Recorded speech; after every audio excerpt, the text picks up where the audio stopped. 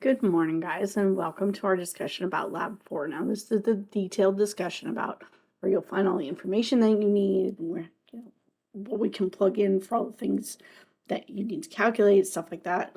So I'm going to go ahead and share my screen. That way we can talk about the same things. I'll move this out of the way. Now, I'm viewing your D2L shell as a student. I'm currently in content under precipitation reactions, where we see solubility equilibrium experiment 4. And there is a little video that is in here. This is from Professor Twinter. This is about the experiment that was done, so that you can see what was performed in the laboratory and have that. There is the checklist for this, which says the summary and pre-lab, the post-lab, the notebook, and the Excel. Notice that there is no Alex for this particular experiment. There's nothing equivalent in Alex, so there was nothing there. Go ahead and cancel that. I will come out of that. This is the lab manual related to this, and we'll come back to this. This, of course, will take you to the summary and pre-lab document, okay? We'll talk about exactly what needs to go into that, but this is where that summary and pre-lab document can be found. Go back to the post-lab, which can also give you that document for the post-lab. Okay. This is where you turn in your lab notebook and where you turn in that Excel document, as well as the Excel document itself. So here's the spreadsheet for that, and we'll talk about that. I have asked you to submit these in Excel format so that I can take a look at the actual data that you have. This is something that we haven't necessarily seen always being done. I do need to see this data. I need to see what your data looks like. Even though you should all have the same data, when this gets filled out, there's information that you need out of it. So I need to make sure that you're filling it out correctly, that everything is right on it, and then you're using that information when you do your calculations. So that does need to be included. So that is a 20-point inclusion. So that's everything related to this. Now, here is the data, the actual raw data that needs to be included for this. I'll show you exactly where this needs to go. Every single experiment should have raw data that needs to be included for that experiment. So again, as we do this, I will talk about where things need to go, what needs to happen. I'm going to take you back to this right here, and then I'll duplicate this so that we can look at that raw data. Again, precipitation and the raw data.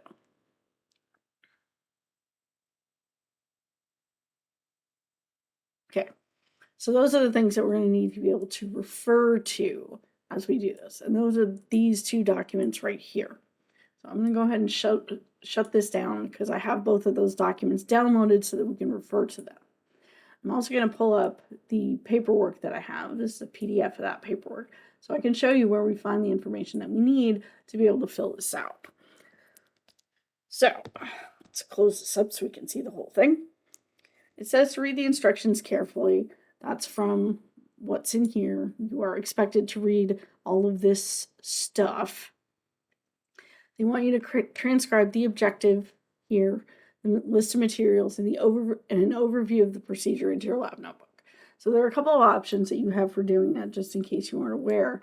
You can reference this and say, see the lab manual pages, yada, yada, yada. That's what I do in the example that I have on D2L.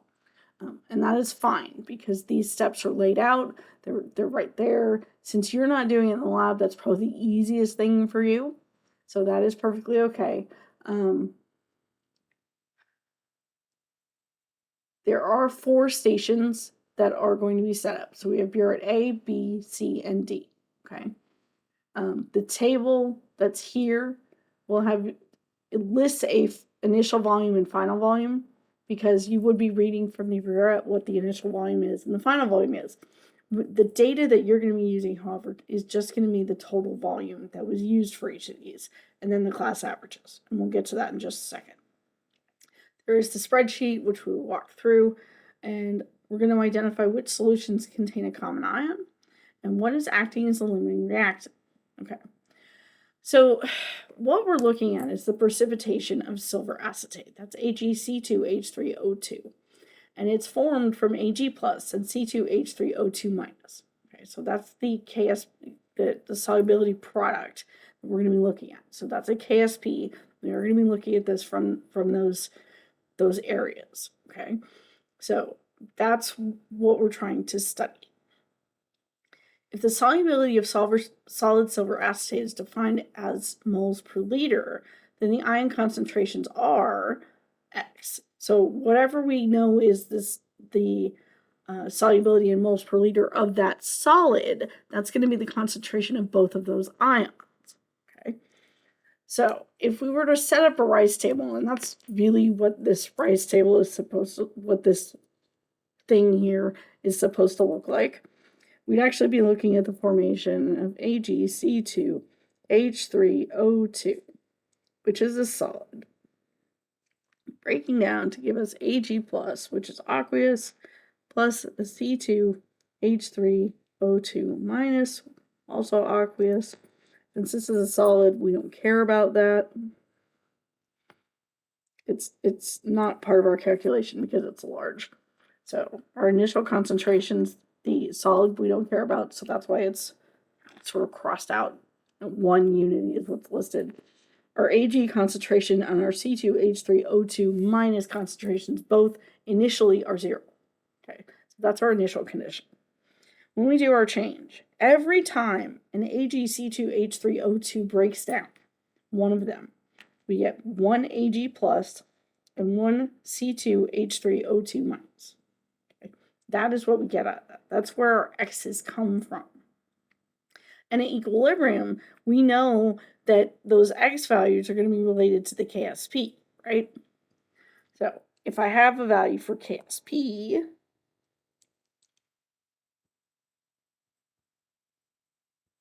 is equal to Ag plus times C2H3O2 minus is equal to X times X. Okay, so if I had a value for KSP, I should be able to solve for what that concentration is. Okay, but what happens when we do this occasionally, and some of the beakers that we have are going to do this, we'll have some silver ion present or we'll have some acetate ion present. Okay, so this right here isn't always going to be 0. And that's a common ion. So that's what we're going to be talking about in lecture 6. That's common ion. And so that concentration is 0.1 molar as opposed to 0.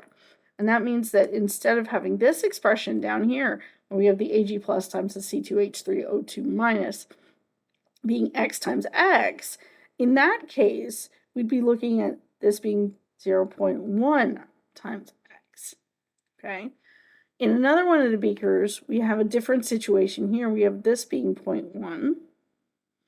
And so that changes it also. So in that case, it's reversed. We have X times 0.1. Okay, so we don't always have this 0 concentration. It depends on what we're looking at. So if we have something that gives us Ag plus, concentration of that Ag plus is what we need to put in the ice table. If we have something that gives us the acetate ion, the C2H3O2 minus, that needs to go in the table as our initial conditions, okay? And that will affect the calculation that we're going to be doing in terms of what the solubility is, okay? Now I'm going to take this back to what we had here.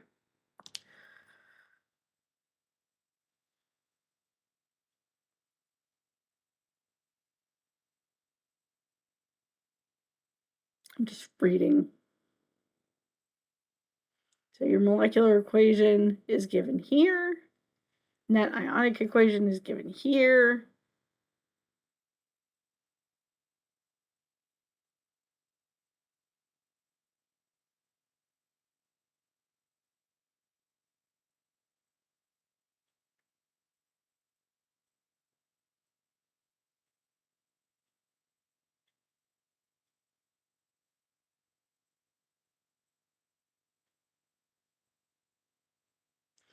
So we're going to be doing this precipitation using the Moore method, which uses potassium chromate as an indicator. it changes color. As you'll see in the video that Professor Twinter has posted, you'll see that it changes color when that happens.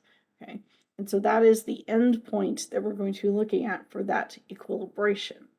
Right.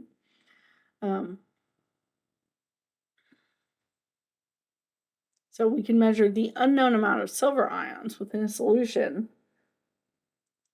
in a burette using a known amount of chloride ions in the flask.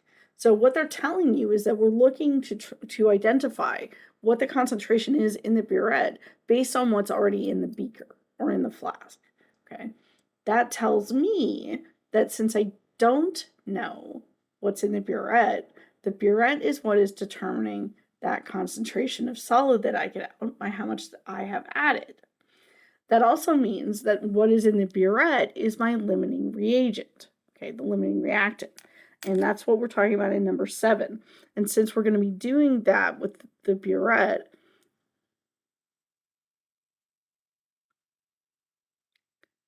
the Ag plus is our limiting reagent because it's the one that's in the burette, okay? Now,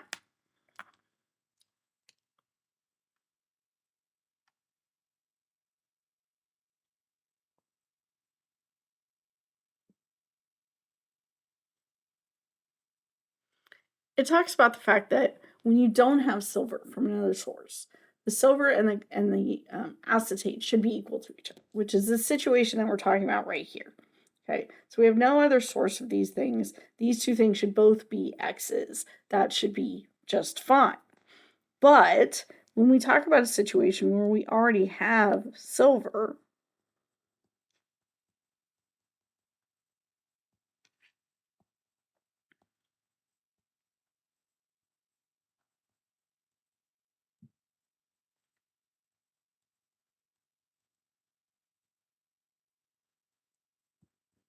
and so my initial condition here is, for that first case, 0.1 molar. We have none of that. The change that we're looking at here is we're still going to be breaking one of these down.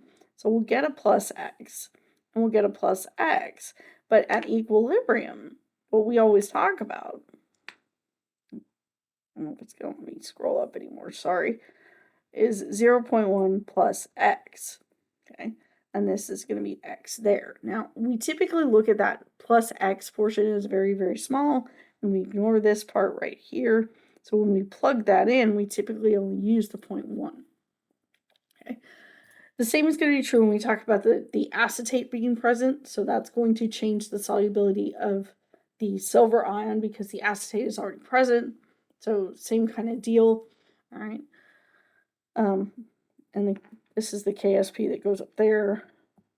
KSP here is, again, still the Ag plus times that C2H3O2 minus, but in this case, we're looking at 0.1 times X. And so that X that we're solving for is going to be a lot smaller than it would have been otherwise, okay? So that's what we're talking about when we have a common ion present, and that does affect the solubility of that particular material. So it says 4 different saturated solutions of silver acetate are going to be used to do with this titration.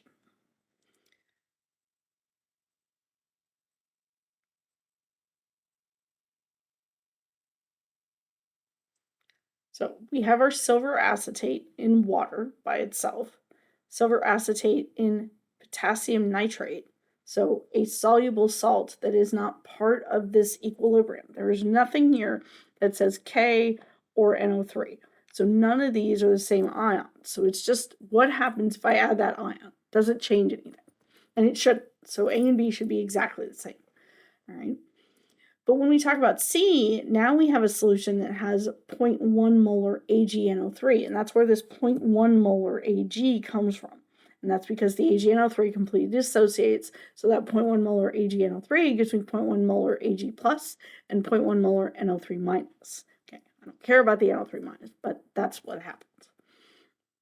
For D, we're also going to be talking about having a common ion, in this case, the acetate.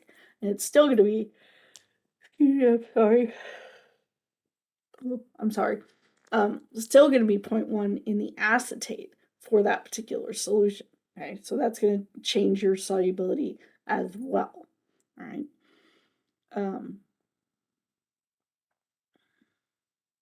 So we have two solutions that have a common ion in it. A does not have a common ion. B, even though it has something added to it, has no common ion. C has silver in both solutions. So that is a situation where C has Ag plus in both. And D has C2H3O2 minus in both. So those are our two common ion situations. All right.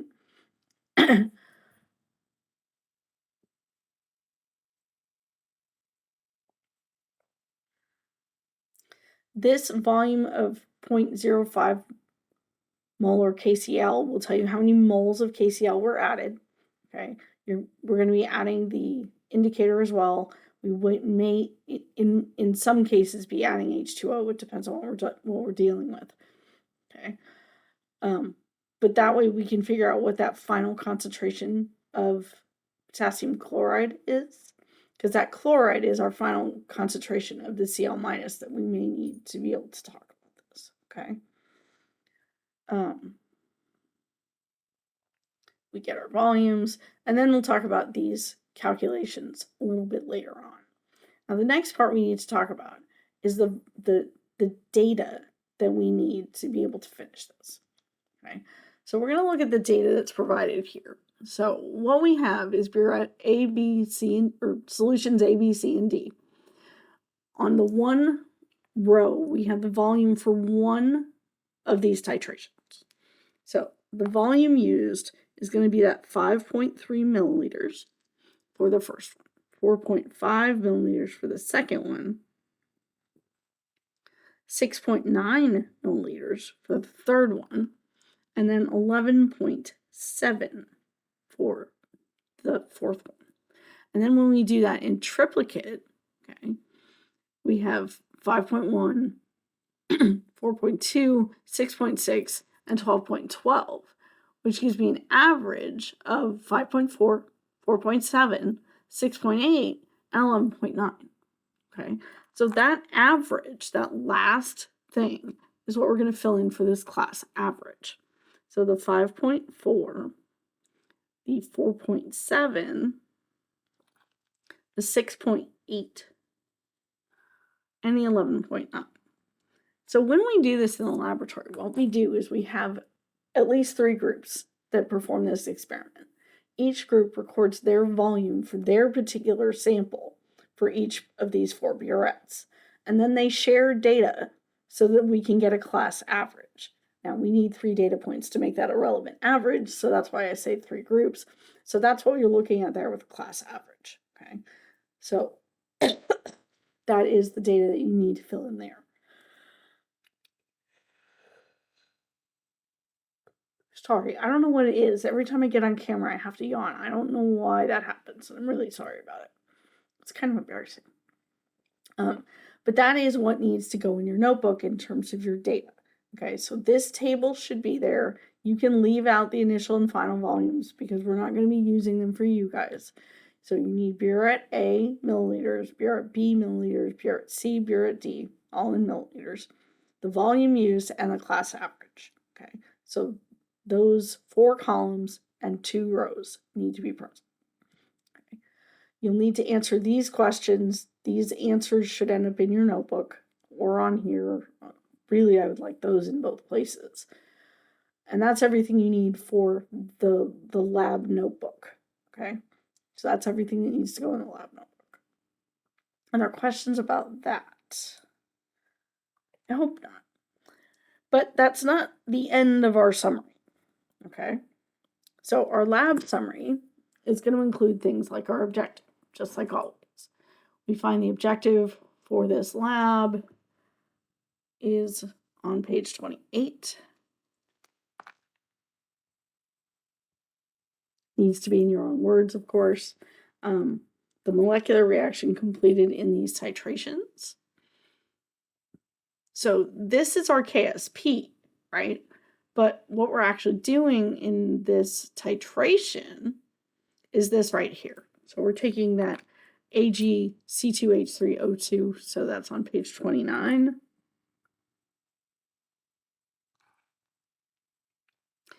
If we want the molecular equation, which it's asking for, it's the one second, so not at the bottom, the one above.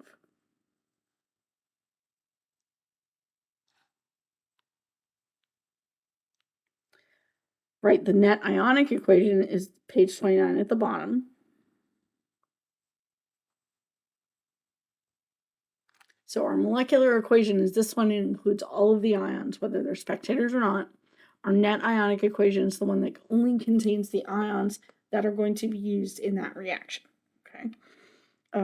Right, the dissociation reaction for solid silver acetate. Well, that is this right here. So that's the top of page 29. So we're talking about silver acetate solid coming apart to be Ag plus and Cl minus. That's the dissociation that they're talking about.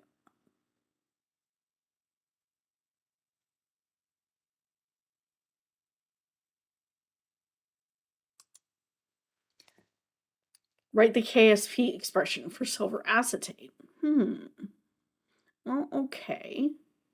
Isn't that what that is? Yes, it is. Okay. So this equation also is the same as this one right here. So either one.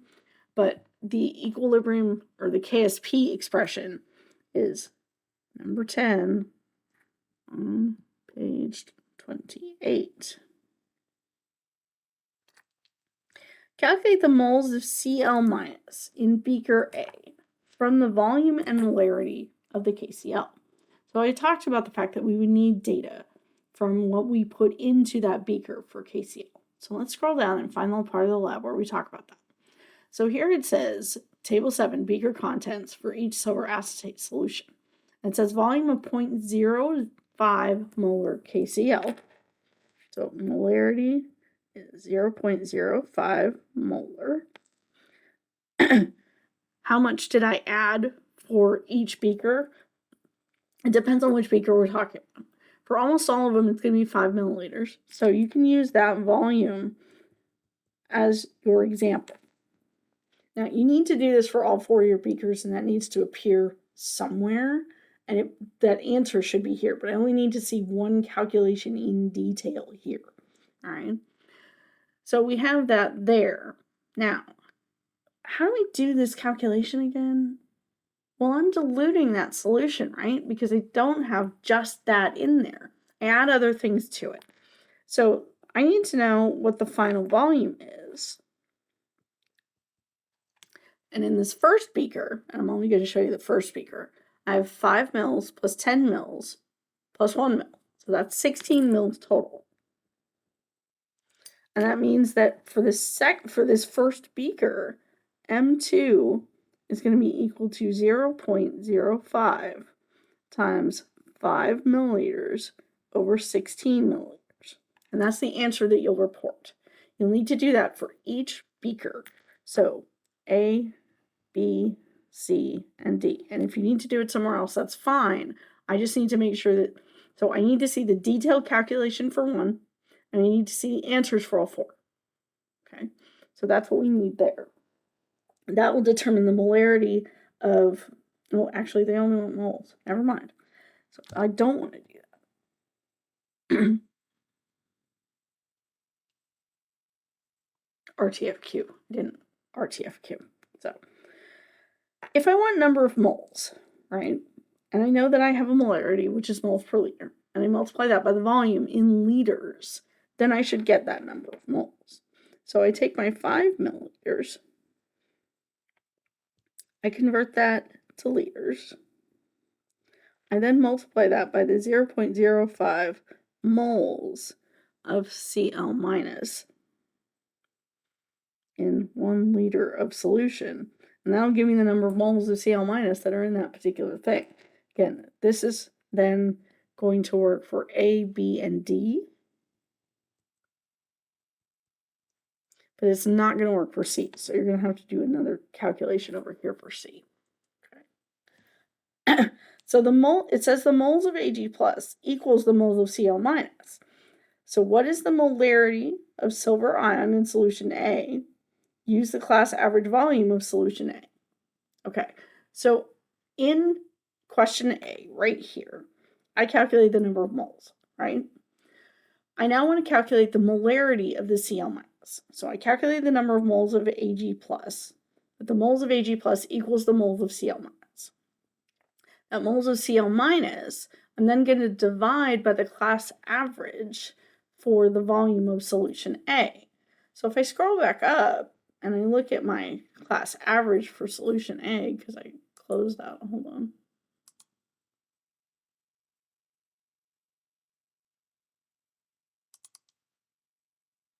Oh, wrong one. Oops, sorry.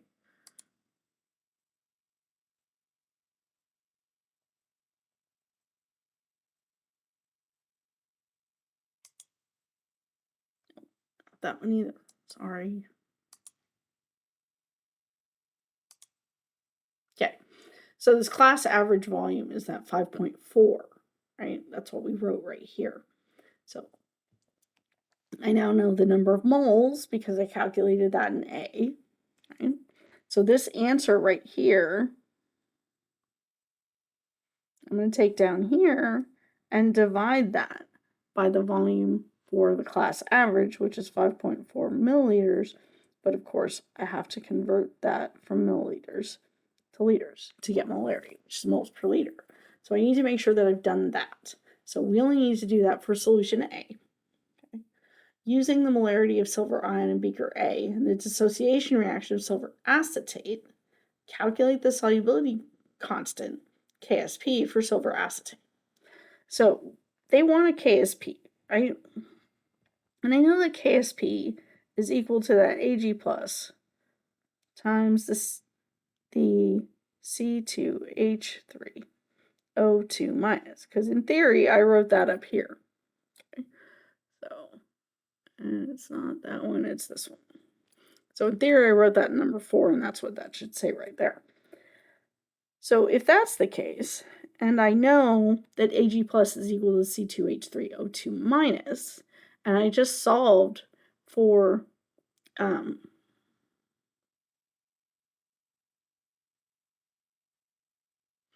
the number of moles of Ag plus, right?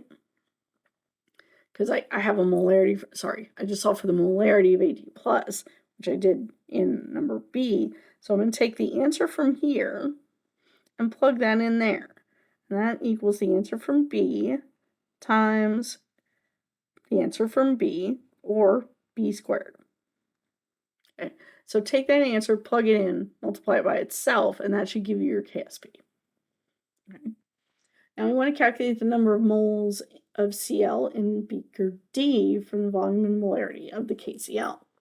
Okay, now if I remember correctly, D has the same amount of KCl as A, so that should be the same concentration that we already calculated. So like I said right here, this concentration, this calculation applies here as well. So you're going to need the same calculation right there. And since the moles of Ag equals the moles of Cl minus, what's the molarity of silver ion in solution D using the class average? And so you're going to take that number of moles from D, divide that by the class average, which for solution D we see is 11.9, and of course convert that to liters. Okay. So that'll give you the molarity for that solution. All right. That molarity we're then going to be able to use in the next page. Using the molarity of the silver ion in the solution D, the molarity of the total acetate ion in solution D, and the dissociation reaction of silver acetate, calculate the solubility constant KSP for silver acetate. Okay. Now, this is not as easy as what we did previously, because remember, the last time we did this, we knew that KSP is equal to Ag plus times the C2H3O2 minus, and those were equal. They're not necessarily equal here, okay? But we are still talking about that same expression. We just solved for Ag plus. That's question E. And in this case, the C2H3O2 minus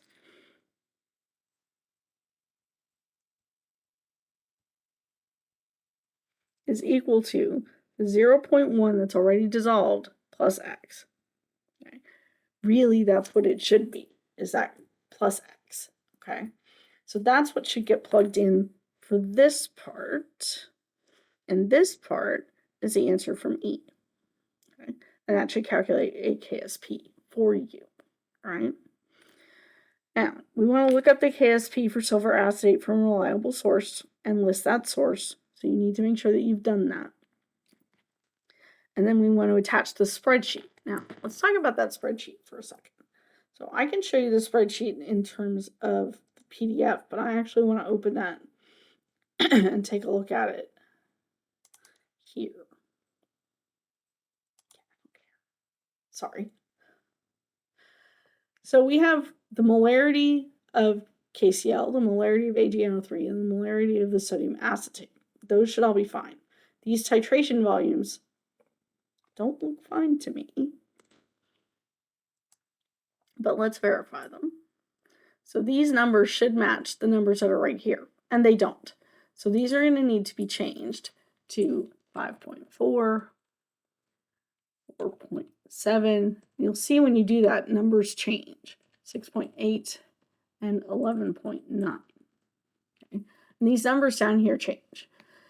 This is the number of moles of Cl minus. We've done that calculation. That was, and the last time we did it was for number D. Okay, so we did that in D. Then we had the moles of Cl or of Ag plus, which should be equal to that. Okay, in all cases except C. We have the Ag plus ion that's in the Bure. That concentration is based on the amount that we've added and the concentration in the solution that was put into it. We have our concentration of C2H3O2 minus ion from the silver acetate. Okay, so that should be the same because it's coming from the burette as well.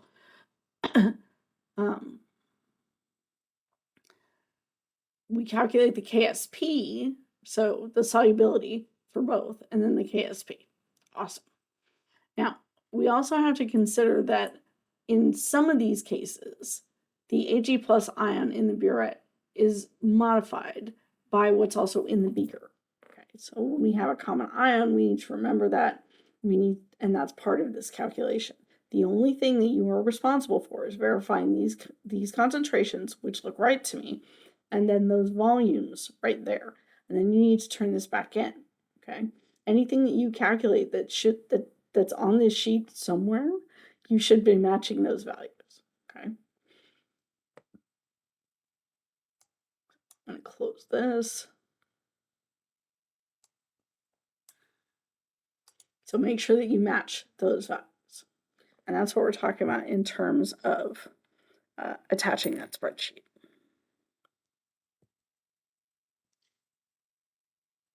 Concentration and volumes. So make sure that they're the same. Now the value of KSP was calculated for 4 saturated solutions of silver acetate. Did they agree? That's an opinion. That's your opinion. Okay, tell me, do you think they agreed? Do you think they didn't? If they didn't, why? Why did they not agree? So Professor Twinner talked about one thing that may be a source of error in this particular reaction. Okay, so there are things that go with that. The way that the titration is done, the detection of the color change, things like that can all be part of this. So if you're not being extremely cautious when you're looking for that color change, you might miss it. And one of the things that I've noticed in the laboratory is that if I use a piece of white paper as a backdrop to detect that color change, excuse me. Sorry, I'm so sorry. If I use a piece of white paper underneath and behind it, then it's easier to detect that color change. And so I get it at a closer volume to the actual equivalence point than it should be. Okay, so there's not as much of an error when I do it that way. So there are things that could happen there. You need 2 very specific errors that you list. I don't care what they are, as long as they're reasonable, that's fine. Okay. Using Le Chatelier's principle, explain what happens to the solubility of silver acetate in solution C and D. So we're talking about the solubility of Ag2, oh, sorry, it's Ag C2H3O2. And we want to look at that solubility going to Ag plus C2H3O2 minus. In the presence of a common ion, so in the first case, when we have silver as our common ion, this concentration goes up. What happens when that concentration goes up? So when it goes up,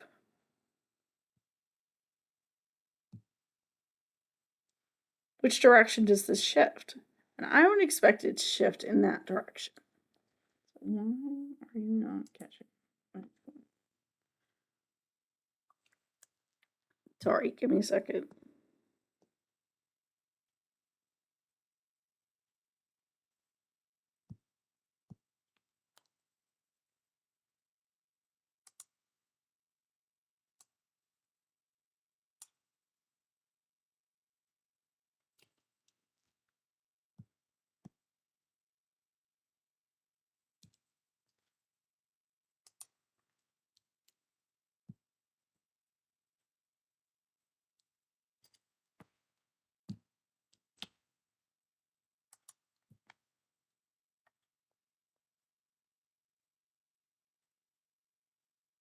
Okay, that looks better.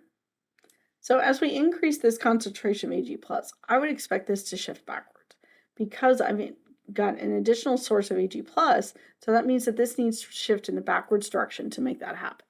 When that happens, that means that my concentration of C2H3O2 minus has to go down, okay? Same is true when we talk about the C2H3O2 minus concentration being up. The silver has to go down, okay? So that's what we talk about there. Then they ask about what is the role of potassium chromate. So why did we add the potassium chromate again? It's an indicator. Okay. Explain in terms of solubility and Le Chatelier's principle. Well, okay. Let's look at the lab where we talk about this part, right? And it says that we're going to be adding the potassium chromate. Where did we talk?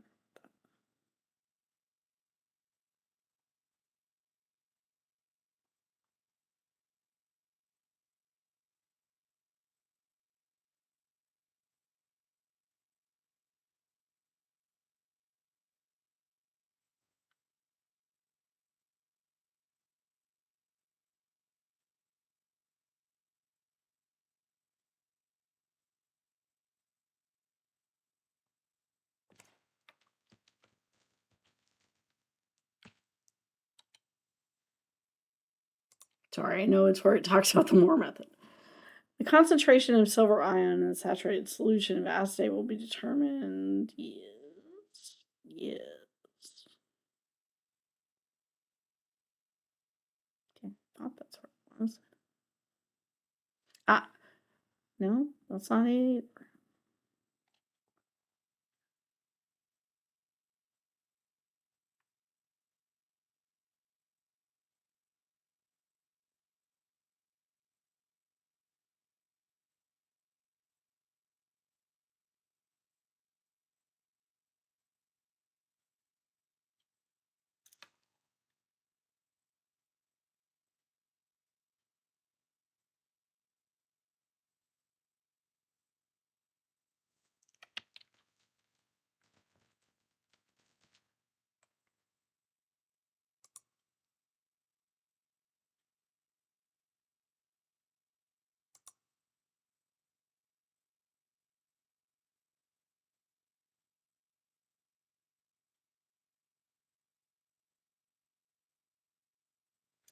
Okay. So it says here that it's an indicator, right? After we've taken out all the chloride ion, we react with the chromate to form a red-brown precipitate, silver chromate. Titration is stopped at the first appearance of a permanent red-brown coloration, and the volume delivered from the burette is recorded. Okay, so after we've titrated all of that Cl minus, then we start to titrate that chromate ion, so the CrO42 minus ion. All right, when we talk about that, when we look at this reaction right here, what happens is that the solubility of the chlorine has already been affected. Okay, it's already taken out, so we don't need to worry about that. And in terms of Le Chatelier's principle, once we've taken all of that out, then we have the ability to react with something else. So that's, in a nutshell, what you need to say, but not how you should say it. So I'll put it that way. So that is up to you to do. All right. So that takes us through our lab summary. Pretty sure that's the end. Yep. And this is actually, this next page, this is actually the post lab. So I don't know why they're still attached. I thought I had separated them all, but this is the post lab. So let's go ahead and talk about the post lab. The first thing it asks you is, why is it necessary to know the correct formula for a salt in order to write the ion product constant expression? So what we're talking about is how we write KSP. And I want, one of the things that I suggest to students when they talk about this is, what would a KSP look like for PBI versus PBI2? You can use that to talk about what would happen during that calculation if you had the wrong formula, because it should be PBI2. But if we did it wrong and we just had PBI, we would get a different value, right? And you should be able to show mathematically that you would get a different value, and then be able to talk about what effect that would have on what you're doing, okay? Because it's not going to work the way that it should be, because it's not the right concentration, and then it's not being squared, and this and that and the other. If a common ion is added to a saturated solution, does the KSP change? Does the value of K change? Hint, hint, it's a constant. Shouldn't change. Does the solubility change? Yes, it does. Because there's a difference between KSP, which is a solubility product,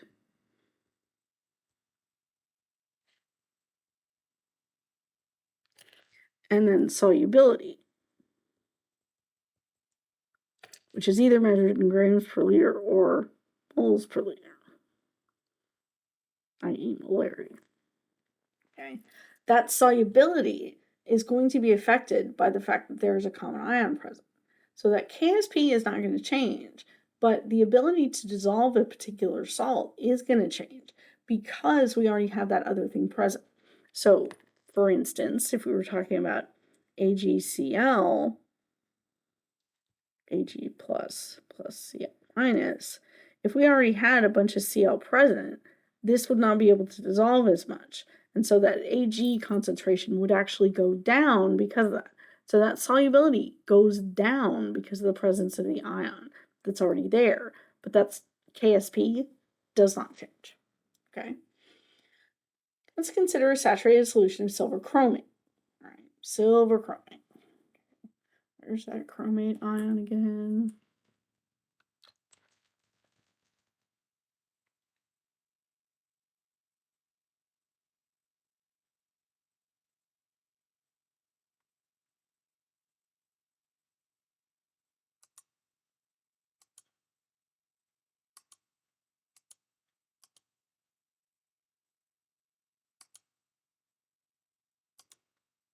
Table. K2CrO4. K2CrO4. So silver chromate is going to be an Ag2CrO4.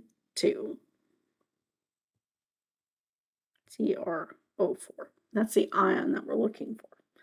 And I want to know, what is the dissociation reaction of that particular ion? I'm going to let you write the dissociation reaction, but remember, we should get anion and cation out of that. You should then be able to write a KSP for that. Concentration of the cation times the concentration of the anion. Raise their stoichiometric coefficients, and I'm going to put that as C and A.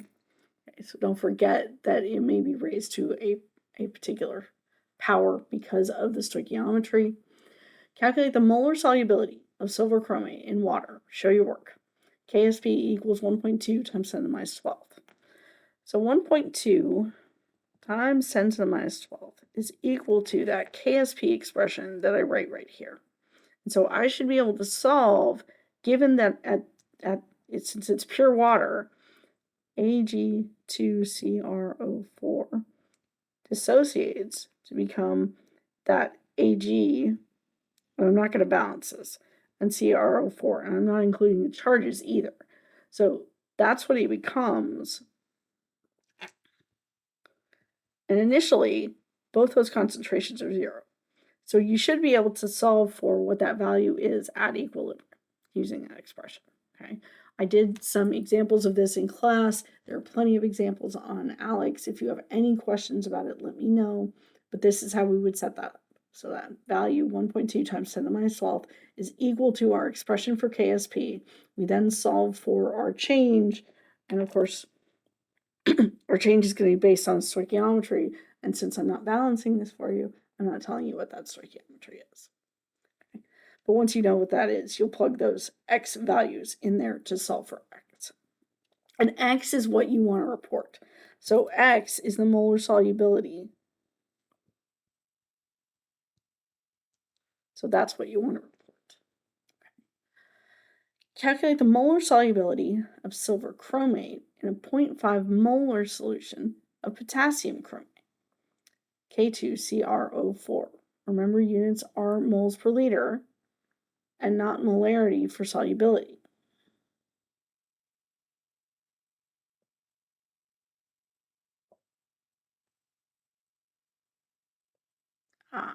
Molar solubility. Okay, fine. So they want to know what's going to happen when we have a common ion in this. So we're no longer looking at these both being 0. In this case, we have potassium chromate. That potassium chromate concentration is going to get plugged into there, and we'll have a new ice table including that. You'll then solve for the molar solubility, which is moles per liter, so it's still X.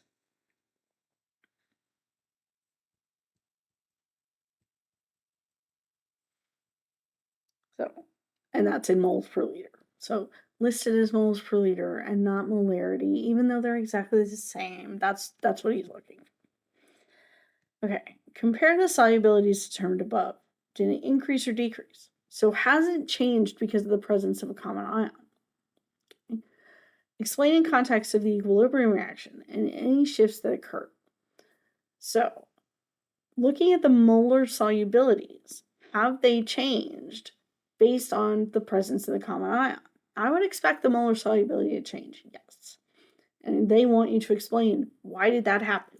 And they want you to do that in terms of Le Chatelier's principle. So again, writing that reaction, Ag2CrO4, to become its ions, whatever this, we've increased one of these, so that's going to shift in that direction. That's what we need to talk about and explain. Okay? Awesome. And that is it. That is the last page of that. So, other than your lab notebook, you'll need to change the volumes in the spreadsheet. Make sure you turn that back in. You'll need to, again, I'm so sorry. There's something about being on camera, I swear, that does this to me.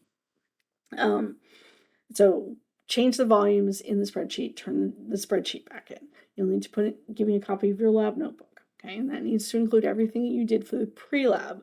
So your objective, your materials, the procedure, however you choose to put that in, and then the raw data that you collected or that was collected for you that you then saved in here, which is this information right here, okay?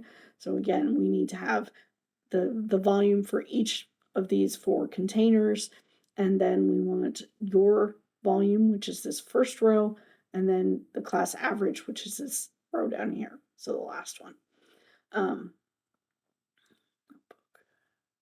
The pre-lab, which we talked about, that's this part, or pre-lab. The summary part, which is this page and this page, and then the post-lab, okay? Yeah. I think that's everything there. Now, notice there were a couple of things that I didn't answer. I said you needed 2 specific things here. I'm not there is no one right answer for some of these. So like when we talk about what are 2 specific errors that were applicable to this experiment, there are a number of things that could be errors here. And as long as what you say makes sense to me, that I will accept. So it needs to be 2 things that make sense. That's what I'm looking for. All right. This is not meant to be, this is what I wanted, that kind of thing. No, that's not how this works. Okay. So that's what I'm looking for there. Now, hopefully that takes care of everything that you need. I showed you where everything was on D2L. So hopefully you'll be good with that. I'm going to go ahead and stop this and save it so I can post it and you guys can look at it. Thanks, guys.